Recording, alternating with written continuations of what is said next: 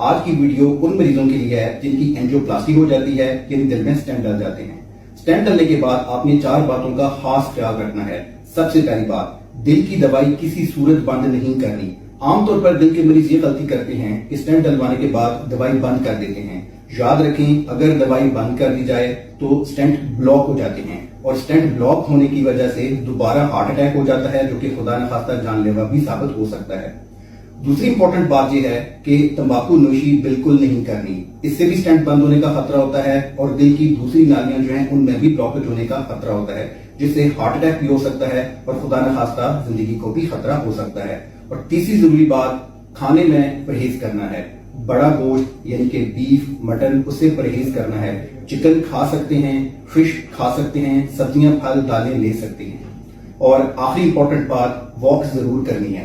15 minute صبح walk کرنی ہے، 15 منٹ شام کو واک کرنی ہے، لیکن واک اتنی زیادہ نہیں کرنی کہ آپ خود کو تھکا لیں۔ اگر آپ ان 4 باتوں پہ عمل کرتے ہیں تو انشاءاللہ تعالی آپ کی صحت ٹھیک رہے گی۔